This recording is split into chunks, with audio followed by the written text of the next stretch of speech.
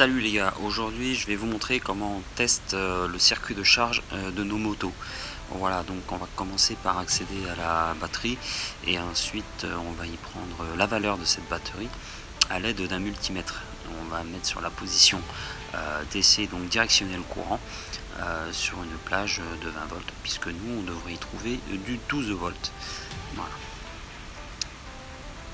Donc premier test, on a 12 volts 39, c'est parfait, c'est génial, on peut pas demander mieux. On va voir un petit peu à combien ça charge. Donc on lance le moteur et on voit qu'on a 14 volts 30 en circuit de charge. C'est le top, c'est nickel. On aurait eu 15 volts, on aurait eu un souci de régulateur, on aurait eu 13 volts, on aurait eu un problème de régulateur ou même voire d'alternateur. Petite astuce pour récupérer la fiche sans démonter toute la moto.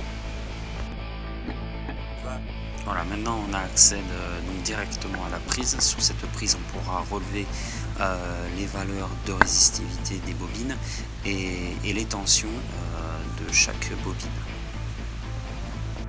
Voilà, donc on va régler notre multimètre sur la position ohmmètre afin de pouvoir donc relever toutes les valeurs de chaque bobine.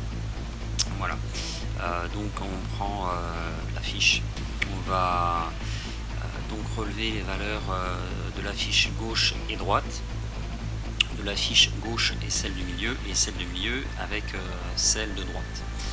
Voilà, l'idéal en fait c'est d'avoir vraiment 4 ohms sur chacune des bobines. Bien sûr le test, j'ai oublié de vous le dire, mais il se fait moteur chaud et à l'arrêt.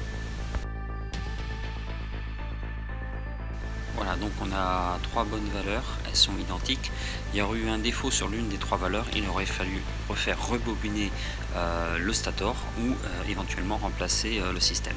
On va passer donc maintenant au contrôle des tensions de chaque bobine. Bien sûr, comme c'est du triphasé, il va falloir les contrôler entre elles, comme exactement sur le même principe du contrôle des résistivités des bobines auparavant.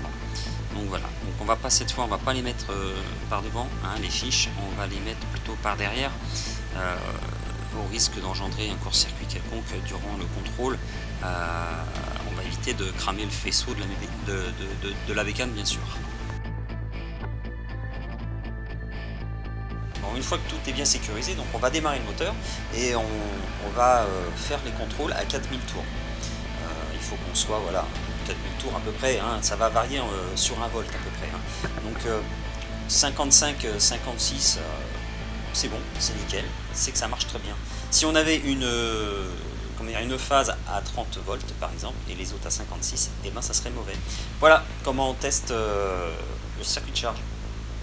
Et ben bon contrôle à vous et gaz les gars.